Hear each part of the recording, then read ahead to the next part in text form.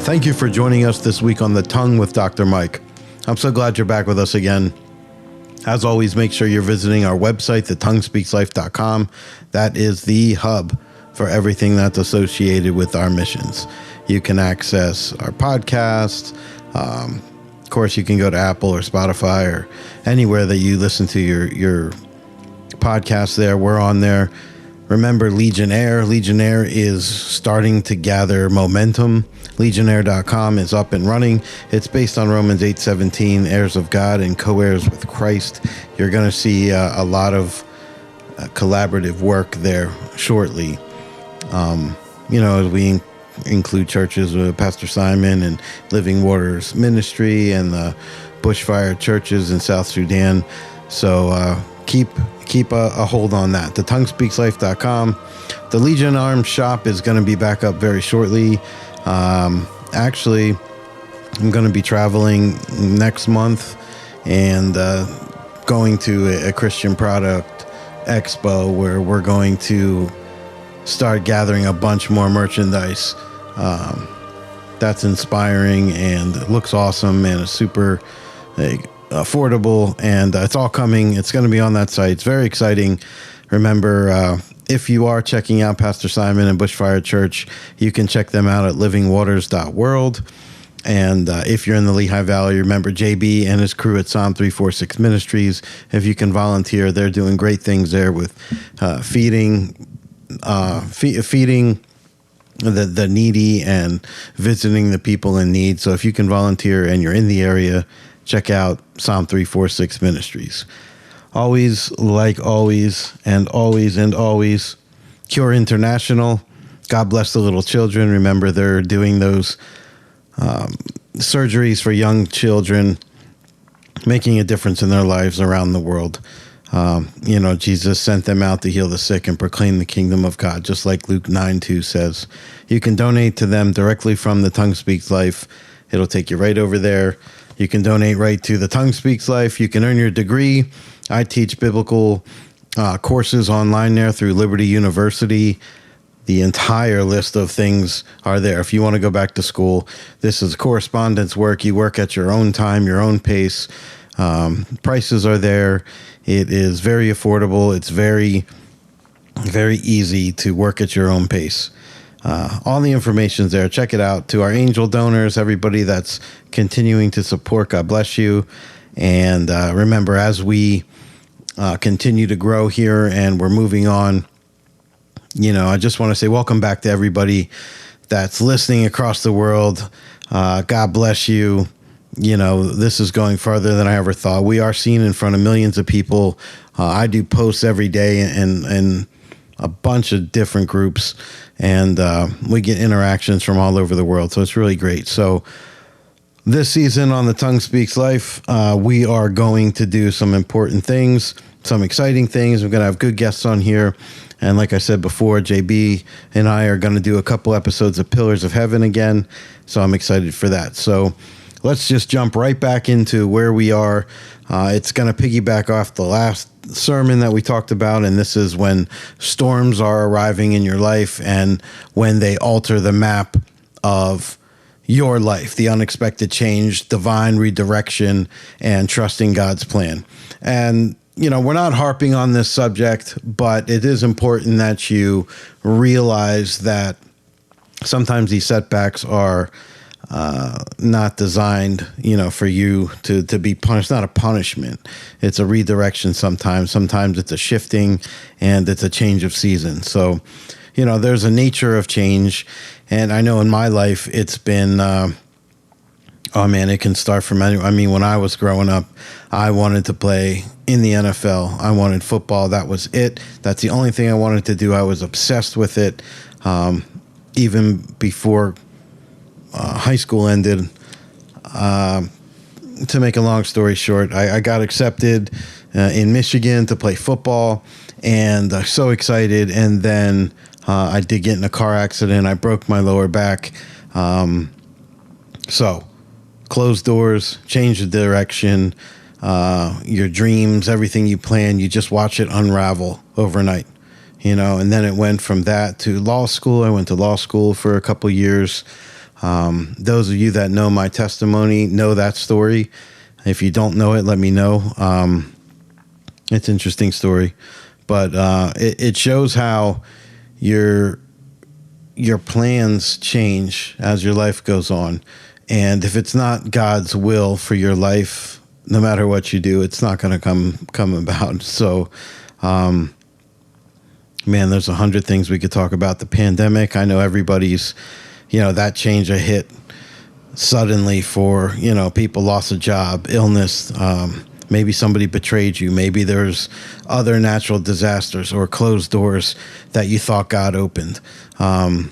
I know when the pandemic hit and my restaurant closed, there was a change that needed to happen. But for me, when we get to my testimony, you'll find out that God answered a prayer of mine that I was praying every day, for God to do for me. And in April and May of that year of the pandemic, God actually answered a prayer for me. And so there's fundamental truth in change doesn't surprise God. Even when it wrecks your plans, it doesn't surprise God, right? Remember Proverbs 19:21, it says, many are the plans in a person's heart, but it's the Lord and his purpose that prevails, right? So God isn't just reacting to our detours. He's designing them, and the Bible's filled with stories of divine redirection. Look at Joseph from the pit to the palace, right? If you go back to Genesis 37, Joseph's dreams were real, but the path to fulfillment wasn't smooth, right? Betrayal, imprisonment, that was all unexpected, but those are necessary steps towards the salvation in Egypt. Look what happens there, right? Even Genesis 50:20, it says, you intended to harm me, but God intended it for good. Look at Ruth in the Bible, unexpected widowhood, right? And relocation. She lost everything, but she clung to Naomi, and that walked her into a new chapter that she never even imagined, right? In Ruth 2:12, it says, may the Lord repay you for what you have done. May you be richly rewarded. And don't forget Paul, right? The changed assignment. If you look at Acts 16, Paul planned to go to Asia, right? But the Spirit redirected him to Macedonia. So sometimes a no from God is actually a divine go in a different direction. You have to remember that there's the spiritual principles in times of change. God is still in control. Isaiah 46:10 says, I make known the end from the beginning. My purpose will stand. So you realize no closed door is final if God's got that master key, right? Your identity is not tied to your circumstance. Remember Romans 8:28, all things work together for good. So when change strips away roles or positions or routines, God affirms who we are in him, right? So disappointment is often divine appointment. Sometimes God's rejection is God's actual protection, right? When the scenery shifts, the mission often expands. Now you don't even know, right? So what do you do when the plans collapse? What happens? So, sometimes it's very important to just pause and take that breath. And before you're reacting, just pray. Just like Psalm 46, it says, be still and know that I'm God. Always look for the lesson, right? What is God teaching me? And this is important. Don't cling to isolation. Don't isolate yourself. Cling instead to community. A lot of times God will speak through others for you. Also, you have to worship through that disruption. Your praise is a protest against despair. You have to keep your spiritual ears open because these divine detours often come with new instructions, and you want to be ready to fully listen to what's next. Most importantly, you need to, instead of wallowing in that depression or that letdown, you embrace this new map that's coming. God he hasn't lost control. He's just rerouting you. I mean, think about when you were younger, the plans you had and what you wanted to do, and look where you are now. For those of you that are older, look at the path your life has taken. You know, you have to release that grip on your original plan. You know, it's just like Isaiah 43, right? It says, see, I'm doing a new thing. Now it springs up. Do you not perceive it? So sometimes you just need to pray. And if you don't know what it is, it's, you know, God, just I release my old plan or my old map or my old expectations. And I choose to rather just trust you, right? Even when the road turns without warning. You know, you have to shift that gear from neutral or that spot that you're in back into forward, back into drive, right? You need that momentum. You need that decision. You need that courage to pursue what God's called you next for, right? Because there's a danger in identifying the neutral and staying still. There's a very big danger there. A parked dream or a prolonged indecision. Maybe you're stuck in that because of its comfort now or its fear of getting out of it. But neutral feels safe. But you realize you're stagnant in that. You're not breaking down, but you're not moving either. James 1:8 says, a double-minded man is unstable in all his ways, right? That's just like a car idling. You know it's using energy, but it's not going anywhere, right? You're not designed to stay in neutral. God's given you a mission, not just, you know, a maintenance manual for you to just sit there. Shift forward. Look at Abraham. Go back to Genesis, right? God tells Abraham, go to the land I'm going to show you. He doesn't have a map, right? Just a mandate to get there. His obedience activates that promise. So your movement creates momentum to move forward and to step out, right? Step out of the boat, just like Matthew 14, where Peter says, Lord, if it's you, tell me to come. So his first step broke the laws of gravity, right? Miracles begin when movement begins. People step out. You know, sometimes look at the lepers outside the city in 2 Kings. You know, there are 4 lepers there. If you're not familiar, it's chapter 7. And the lepers say, why stay here until we die? You know, they stepped out towards the city and they find the city abandoned, if you don't know the story, but it's filled with provision.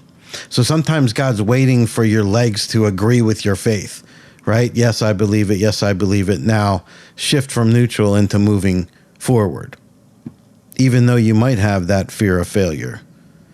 But remember 2 Timothy, right? God has not given us that spirit of fear. Maybe it's an attachment to the past, right? But Isaiah tells you in 43, forget the former things, do not dwell in the past. Maybe it's apathy in your spirit, or it's just plain old discouragement, right? But Galatians tells us, let us not become weary in doing good, right? So you have to look inside yourself. What neutral are you stuck in? Is it fear? Is it fatigue? Is it comparison? Is it indecision? You have to actively force momentum for God's blueprint to go into action, right? Receive that fresh word from God. Faith comes by hearing. So pray. So listen. Expect clarity. Take a small actionable step. You know, sometimes the first step is scheduling a meeting or sending an email or clearing a space out or writing a plan, right? Abraham obeyed even though he didn't know where he was going. Also, surround yourself with movement makers, right? Walk with people whose gears are back engaged. You know, Proverbs, one of the greatest ones, says, he who walks with the wise grows wise. Surround yourself with people that are moving, you know. So today could be that green light for you. Declare it over yourself. I'm not stuck. I'm just staged, right? Write down where you are, what your stuck zone is, and then identify your first step of getting out of that, right? Philippians says, forgetting what is behind, I press on. Right? Motion. Take that step. Don't wait for perfection. Just move with purpose. There's faith in motion. There's finding that path forward when you step out in faith and you recognize God's direction. But what is faith in action? Right? Hebrews 11 says faith is confidence in what we hope for and assurance about what we don't see. Faith is not passive. It requires movement, right? Sometimes before clarity. I could tell you 1,000 stories about uncertainty and obedience, right? Faith isn't just about believing God can. It's walking in that, you know what, he will, right? Faith is a verb. Remember that. It's not just felt. It's walked out, right? Think about the faithful steps in the Bible people have taken. Genesis, go back there and look at Noah, right? Noah built a world. In his world at that time, he built that ark in a world that's never even seen rain, right? His obedience and his actions saved generations because he trusted a forecast that only God could see. You know, Hebrews 11 says, by faith, Noah built an ark to save his family. Right? But Abraham had to leave familiar ground. Genesis tells him, go from your country to the land I'm going to show you. Yeah, that was Abraham. If I said Noah, I misspoke. I'm sorry. Abraham in Genesis 12. You know, Abraham wasn't given that map. He was just given that mandate, right? The direction often will follow that first step. It doesn't precede it. Think about Esther. If you're a fan of reading Esther 4, it says, and who knows but that you have come to your royal position for such a time as this, right? Esther stepped forward when silence was the safe route, right? Courage is often the signal that faith is speaking. But how do you know what the right direction is? A lot of people struggle with this. I struggle with this for a while. Sometimes I still do. Right? You seek God's word.